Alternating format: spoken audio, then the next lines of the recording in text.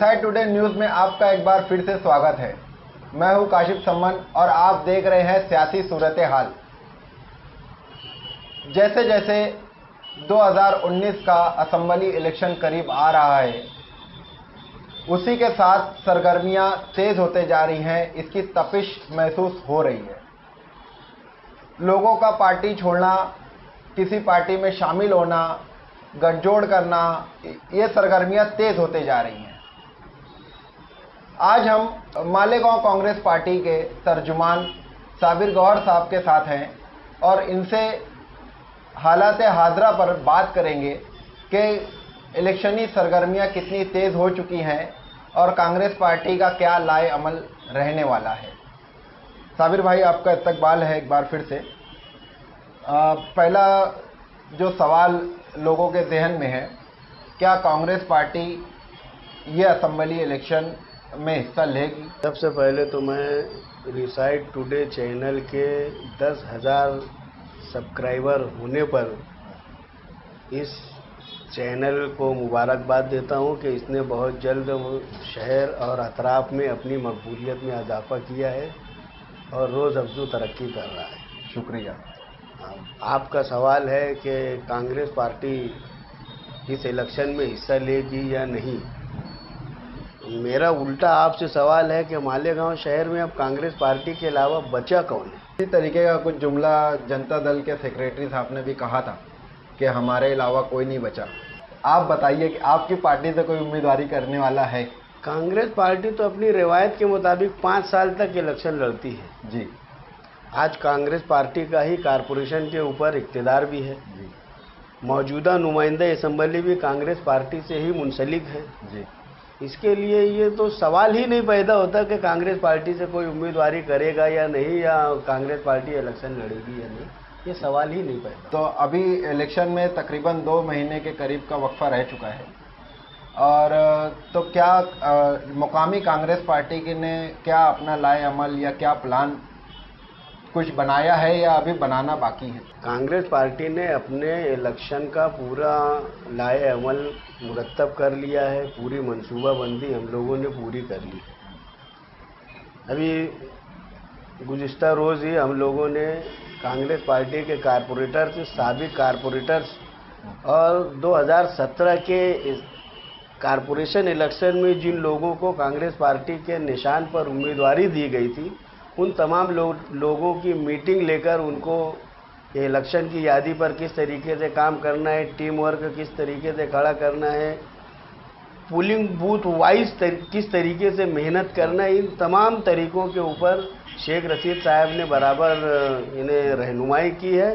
और कांग्रेस पार्टी जो है तन मन धन या साम दाम दंड भेद जो कुछ भी इलेक्शन के हथियार है, उन तमाम चीज़ों से आरास्ता व पैरास्ता हम लोग इलेक्शन की तैयारी में लगे हुए हैं। लेकिन ये देखने में आता है कि जो अभी कांग्रेस पार्टी की जानिब से जो मौजूदा ओहदेदार हैं, वो अपने प्रचार में लगे हुए हैं बहुत ही शिद्दत के साथ, लेकिन वहाँ पे कहीं भी कांग्रेस पार्टी का झंडा या बैनर या स्लोगन या उनका निशान नज़र नहीं आता। इसकी क्या वजह है? कहते हैं कि जंग और मोहब्बत में सब जायज़ है, इसी तरीके से अब मिसरा कुछ बदली हो गया कि अब सियासत में भी सब कुछ जायज़ माना जाता है। और सियासत के ताल्लुक़ से एक बहुत बेहतरीन शेर है, एक बाजी ज़र्फ़ की है, एक है शतरंज की, आखिरी मोहरा बचा है, तू चले या मैं चलूं। तो अगर कांग्रेस पार्टी के ताल्लुक़ से कोई सवाल पैदा हो रहा है तो उसमें कहीं ना कहीं इस शेर की भी कुछ, इस शेर के अंदर भी कुछ पोशीदा है, ये बोलना चाहिए कि कांग्रेस पार्टी का झंडा नहीं दिखाई दे रहा है या ये नहीं दिखाई दे। देखिए, कांग्रेस पार्टी के 2014 के असेंबली इलेक्शन में कांग्रेस पार्टी से आसिफ शेख रशीद साहब ने नुमाइंदगी की। नुमाइंदगी करने के बाद शहर की आवाम ने उनको मुंतखब करके दिया और मुंतखब होने के बाद वो अगरचे पार्टी के नुमाइंदा हैं, लेकिन वो पूरे शहर की नुमाइंदगी कर रहे हैं। जिनके खिलाफ उन्होंने इलेक्शन लड़ा वो आज उसके भी नुमाइंदे हैं। जिन पार्टियों ने उनके खिलाफ प्रचार किया उनके भी वो नुमाइंदे हैं। शहर के जिस तबके ने उनको वोट दिया उसके भी नुमाइंदे हैं, जिस तबके ने वोट नहीं दिया वो उसके भी नुमाइंदे हैं। लिहाजा जब उनका 5 साल का अरसा पूरा हुआ, शेख आसिफ साहब मालेगांव शहर के ऐसे वाहिद एमएलए हैं जिन्होंने हर साल अक्टूबर के महीने में उन्होंने अवाम में अवामी अदालत में अपना सालाना कारकर्दगी को पेश किया। 4 सालाना कारकर्दगी पूरी करने के बाद इस साल उन्होंने, यानी चूँकि अक्टूबर में इलेक्शन होने हैं इसलिए उन्होंने जुलाई में ही अपना 5 साल बेमिसाल के नाम से उन्होंने प्रोग्राम पेश किया और उस प्रोग्राम की रिपोर्ट को कि 5 साल तक के मैं अवामी नुमाइंदे की हैसियत से मैंने जो कुछ भी काम किया है उसका लेखा जोखा लेकर वो हर घर पर पहुंच रहे हैं और वो एक असम्बली में कामयाब नुमाइंदगी उन्होंने अदा की। उनका एक रिकॉर्ड है, इसके लिए वो बगैर झंडे के, बगैर पार्टी के निशान के, क्योंकि वो अवामी नुमाइंदे की हैसियत से दौरा कर रहे हैं। अभी इलेक्शनी ज़ाब्ता अखलाक किसी भी वक्त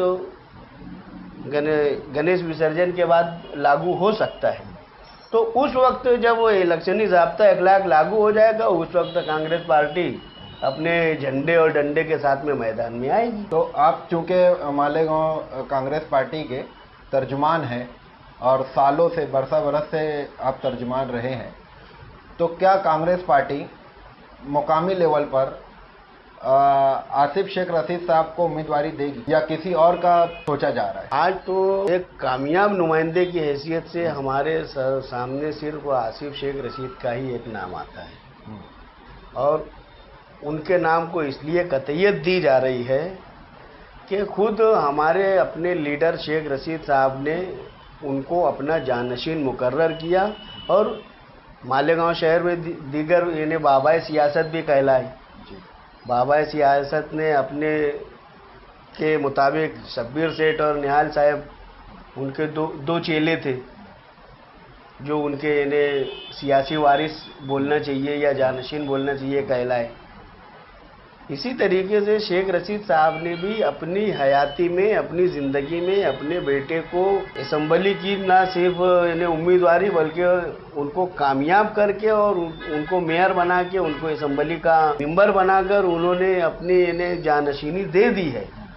तो इसके लिए दूसरे किसी का फिर सोचने का सवाल नहीं पैदा हो। थोड़ा शहरी लेवल का एक सवाल कि अगर आपकी पार्टी उम्मीदवारी करने वाली है तो आपके मुखालिफ में जो पार्टी रहेगी वो मजलिस-ए-इत्तेहादुल मुस्लिमीन रहने वाली है, तो क्या आप ये मुकाबला कैसा देखते हैं? बहुत कड़ा मुकाबला रहने वाला है या किसकी जीत हो सकती है, किसकी हार हो सकती है? मालेगांव शहर जो है ये हमेशा से सेकुलर फिक्र जहन का हामिल शहर रहा है। हालांकि आज़ादी के फ़ौरन बाद कांग्रेस पार्टी और सोशलिस्ट पार्टी के अलावा मुस्लिम लीग भी थी, लेकिन इसका कोई प्रभाव, इसका कोई असर शहर की आवाम के ऊपर नहीं पड़ा। उन्होंने उस मिजाज को इस शहर की आवाम ने पसंद ही नहीं किया। ना सिर्फ मुस्लिम लीग या मुस्लिम नुमाइंदगी की किसी पार्टी को पसंद किया, बल्कि गैर मुस्लिम भी अगर कोई मज़हब की बुनियाद पर अगर कोई आगे बढ़ा तो शहर की आवाम ने उसको पसंद नहीं किया। इसके ताल्लुक से मैं कई मिसाल आपको दे सकता हूँ कि 1967 में जिस वक्त हारून अहमद अंसारी निहाल साहब का मुकाबला हुआ, 67 में निहाल साहब चुन कर आए और उसके बाद में जो है उस वक्त मुस्लिम मजलिस मुशावरत का बड़ा शोर था, बड़ा ज़ोर था। ये हमारे यहाँ जो मुशावरत चौक है वो उसी के नाम पर है, वहीं पर उनका बहुत बड़ा जलसा हुआ था। उस वक्त से 1967 से मुशावरत चौक का नाम मुस्लिम मजलिस मुशावरत के नाम पर मुशावरत चौक पड़ा है।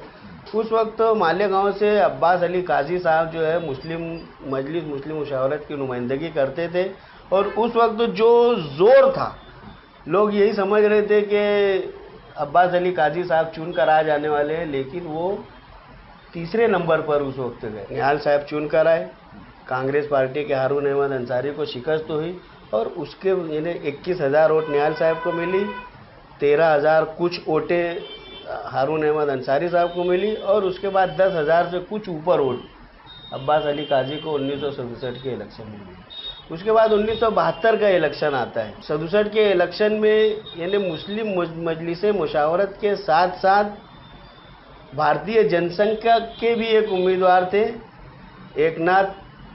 एकनाथ महादू तिसगे, जो सूजन थिएटर के मालिक है। उस वक्त वो जनसंघ के जाने से, और उन्हें सिर्फ 2000 वोट उस वक्त मिली। यानी एक तरफ मुस्लिम फिरका परस्ती, एक तरफ हिंदू फिरका परस्ती और सेकुलर ताकतों ने उनको बहुत पीछे छोड़ दिया। इसी तरीके से 1972 में भी जिस वक्त फिर सत्ता परिवर्तन हुआ, आयशा हकीम साहिबा कांग्रेस से चुनकर आई, निहाल साहब को वहाँ पर शिकस्त हुई। अगरचे उनकी जीत और हार के अंदर जो है सिर्फ 1000 वोटों का फ़र्क था, निहाल साहब को 1000 वोटों, यानी मुकाबला बहुत कड़ा हुआ था। लेकिन उस वक्त भी जनसंघ के जो उम्मीदवार थे यही थे, एकनाथ महादू तिसगे थे, और उस वक्त भी उनको सिर्फ 3 या 4 हज़ार वोट ही मिले थे, यानी कि कोई तरीके का प्रभाव नहीं पड़ता। उसके बाद 78 में जो इलेक्शन हुआ, तो 78 में मालेगांव की सियासत ने एक मरतबा फिर पलटा खाया, और उस वक्त तो चूँकि कांग्रेस की 77 में इमरजेंसी की वजह से हालत बहुत ख़राब थी, जिस तरीके से आज हम हालात को देख रहे हैं इसी तरीके से थी, तो तमाम लोग उस वक्त तो मुस्लिम लीग में जा रहे थे। उस वक्त भी मालेगांव शहर की आवाम ने मुस्लिम लीग की बनिस्बत सेकुलर ताकत को सोशलिस्ट परजा सोशलिस्ट पार्टी के निहाल अहमद को कामयाबी दिलाई उस वक्त, और एकतरफा कामयाबी दिलाई। निहाल अहमद साहब को अगर 48,000 वोट उस वक्त अगर मिली, तो अहमद नसीम मीना नगरी साहब मुस्लिम लीग के उम्मीदवार थे, उनको सिर्फ 20,000 वोट के ऊपर इक्तिफा करना पड़ा। तो इस तरीके से हम देखेंगे। उसके बाद में अगर जो 80 का इलेक्शन आया, तो उसमें मुस्लिम लीग को सिर्फ 2000 वोट मिली। उनके मुकाबले के ऊपर 80 में शब्बीर सेठ थे, सिर्फ 1700 वोट के फ़र्क से, यानी कड़ा मुकाबला था दोनों सेकुलर पार्टियों का, कड़ा मुकाबला 1980। 1985 में यही सूरत हाल थी। उस वक्त प्रहलाद शर्मा जो है बीजेपी की जानिब से, भारतीय जनता पार्टी की जानिब से आगे बढ़े, फिरका परस्त ताकतों को इकट्ठा लेकर वो आगे बढ़े, और वो सिर्फ 26,000 वोट लेकर यानी खत्म हो गई बात। उस वक्त एक योगी बाबा करके खड़े हुए थे, उनको 4-5 हज़ार वोट मिली थी। इसी 1978 में पतित पावन संगठन के नाम से एक तंजीम बनाकर, आज जो बजरंग दल के लोग जो कहलाते हैं, वो उस वक्त पतित पावन संगठन के नाम से अपनी तंजीम चलाया करते थे। उस वक्त भीमा दगा गौली जो है ये उनकी लीडरशिप किया करते थे, और 78 के इलेक्शन में उनको भी 4 या 5 हज़ार वोट मिली थी। तो बोलने का मेरा मतलब ये है कि मालेगांव ये शहर है जहाँ पर कोई भी फिरका परस्ती वाली जो सियासत है वो यहाँ पर पनप नहीं पाती। इसके लिए हम तो आज कांग्रेस पार्टी का इलेक्शन मौजूदा हालात के पेश नज़र एकतरफा मानते हैं कि ये इलेक्शन कांग्रेस पार्टी के लिए एकतरफा होगा। क्या आप, क्योंकि इलेक्शन में कहा जाता है कि हर फर्द ज़रूरी होता है, हर तबका ज़रूरी होता है, हर पार्टी ज़रूरी होती है, तो क्या आप दूसरी जो पार्टियां हैं उनको अपने लिए, अपने उम्मीदवार के लिए हमवार करने की कोशिश करेंगे? जैसे समाजवादी पार्टी हो गई, जनता दल पार्टी हो गई, तो क्या आप कोशिश कर सकते हैं इनके लिए? हर पार्टी का अपना एक प्रोटोकॉल होता है, एक उसूल होता है, एक ज़ाब्ता होता है। और हम ख्याल सेकुलर पार्टियों का एक ग्रुप बनाया जा रहा है, जिसमें इन्हें बातचीत की जा रही है कि जो हम ख्याल पार्टी है, समाजवादी पार्टी है या शेतकरी कामगार पार्टी है, ये इससे तो रियासती सतह पर, सूबाई सतह के ऊपर जो है पार्टी उस लेवल की कोशिश कर रही है। और जैसा हमको ऊपर से आदेश मिलेगा कि जो हमारा गठबंधन रहेगा, जो पार्टी हमारे साथ आएगी, उस हिसाब से हम वो करने वाले हैं। और अक्सरियत से ऐसा होता है कि जैसे कांग्रेस, राष्ट्रवादी कांग्रेस, ये 2 बड़ी पार्टियाँ हैं, लेकिन राष्ट्रवादी कांग्रेस का आमतौर पर जनता दल, शेतकरी कामगार पक्ष और स्वाभिमानी पार्टी से उनका गठजोड़ होता है, और कांग्रेस पार्टी का जो भारी बहुजन महासंघ से या पीपल्स रिपब्लिकन पार्टी से इस तरीके से इन्हें दलित पार्टी के जो शोबे हैं उनकी पार्टियों से कांग्रेस का होता है, तो उस वक्त वो जो कांग्रेस के साथ रहते हैं वो कांग्रेस के साथ रहते हैं, जो एनसीपी के साथ रहते हैं वो एनसीपी के, और इस तरीके से वो गठबंधन बनाया जाता है। साबिर साहब, आपने बताया कि जो भी अलायंस ऊपर से होगा आप उसे फॉलो करोगे और उसे लेके चलोगे, पर ये एक बात समझ में नहीं आई कि सफ़ेद झंडा और सफ़ेद मफलर, ये क्या वजह है इसकी? पहली बात तो ये कि मैंने ये कहा कि अभी बाकायदा इलेक्शनी ज़ाब्ता इखलाक नाफिज नहीं हुआ है और अपना 5 साल की कारकर्दगी बतलाने के लिए वो हर एक के पास आसिफ साहब को जाना पड़ रहा है। अब रही बात के जो रैली निकली, मोटरसाइकिल बाइक रैली जो निकाली गई और उसमें जो सफ़ेद झंडे का इस्तेमाल हुआ वो शहर में भी काफ़ी चर्चा में है। उस झंडे के ऊपर जो है आसिफ शेख रशीद साहब की तस्वीर है, तिरंगा पट्टा है और जली उर्फों में उसके ऊपर लिखा है शेख आसिफ यूथ फोर्स। ये कांग्रेस पार्टी की मोटर बाइक रैली नहीं थी, ये motor bike rally Sheikh Asif youth force की थी, जो नौजवान लोगों की एक तंजीम है और उसने इस रैली का इंतज़ाम किया था और वो ये बतलाने की कोशिश कर रहे थे कि नौजवान, शहर का जो भी नौजवान तबका है, क्योंकि नौजवानों के लिए आसिफ साहब ने जो काम किया है, तालीम याफ्ता इन्हें जो 9वीं 10वीं और 11वीं के जो तलबा को उन्होंने दरसी किताबें दी हैं, 12वीं और एसएससी और एचएससी मेरिट तलबा के लिए उन्होंने जो लैपटॉप दिया है, उन्होंने कॉलेज के जो स्टूडेंट को असम्बली में ले जा कर के असम्बली की कार्रवाई किस तरीके से चलती है, ये नौजवानों के लिए उन्होंने जो काम किया है, तो नौजवानों का भी ये है कि हम इसका बदल देना चाहते हैं और इस तरीके से नौजवानों ने मोटर बाइक रैली निकालकर उसका बदल आसिफ शेख रशीद साहब को देने की कोशिश की। और रह गई बात कि सफ़ेद मफलर की, तो जैसे ही इलेक्शन डिक्लेयर होगा मफलर तिरंगा हो जाएगा। आज कुछ लोगों को एतराज़ भी हो सकता है कि कोई अलग अलग पार्टी के लोग हैं तो कोई नोक झोंक ना हो, इसके लिए क्या सफ़ेद मफलर जो है ये अमन की और एक अफवाह और एक बात गर्दिश कर रही है किसी पार्टी में शमूलियत की। जब हमारे पास में कांग्रेस पार्टी है, कांग्रेस पार्टी का इतना बड़ा स्टेज है, कांग्रेस पार्टी की इतनी बड़ी ताकत है, तो हम किसी दूसरी पार्टी में शामिल होने के लिए सोचेंगे भी क्यों? हमारे अपना है। मालेगांव शहर में कांग्रेस पार्टी के लीडरान ने काम किया है, उनके तामीरी नुकूश हम लोग बतला कर ये चलते हैं कि ये कांग्रेस पार्टी की देन है। तो दूसरी पार्टी में अगर शमूलियत इख्तियार करेंगे तो हमको उस पार्टी के गुण गाना पड़ेगा जिनको हम जानते भी नहीं। और जो पार्टी की आप बात कर रहे हैं, मजलिस की शायद आप बात कर रहे हैं, उस पार्टी ने 1956 से लेकर आज तक हैदराबाद में अपनी 7 से 8 सीट नहीं कर पाई। मैं आपको बतलाता हूँ कि हैदराबाद जो ज़िला है वहाँ पर असम्बली की 15 नशिस्तें हैं, उसमें से 7 सीट MIM की चुनकर आती है,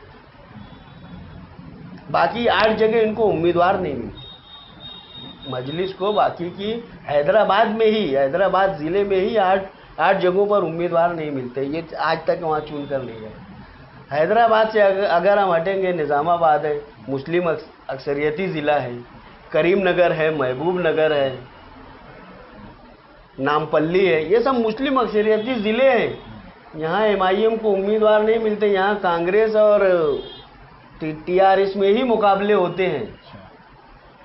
तो हैदराबाद से अगर कोई पार्टी अगर आई है और वो अगर यहाँ पर ये सोचेगी कि हम आगे बढ़ जाएंगे, तो ये मालेगांव शहर की आवाम है, इसने मुस्लिम लीग को पसंद नहीं किया, तो मजलिस को कहाँ से पसंद करने वाले। मालेगांव कांग्रेस पार्टी के तर्जुमान साबिर गौहर साहब ने बहुत सारी बातों का खुलासा किया कि सफ़ेद मफलर क्यों, सफ़ेद झंडा क्यों, दूसरी पार्टी की शमूलियत में बात क्यों चल रही है और अगले आने वाला इलेक्शन में कांग्रेस का लाए अमल क्या रहने वाला है। जैसे जैसे इलेक्शन करीब आएगा वैसे वैसे जो इलेक्शन की जो बातें हैं वो आवाम के सामने आती जाएंगी। हम आगे इसी तरह आपके सवालों को हम लीडरों के सामने पेश करेंगे और उनके जवाबात आपके सामने पेश करने की कोशिश करेंगे। अगर आपने हमारे चैनल को सब्सक्राइब नहीं किया है तो आप अभी इसे सब्सक्राइब करें, लाइक करें और शेयर करें। तब तक के लिए खुदा हाफिज़।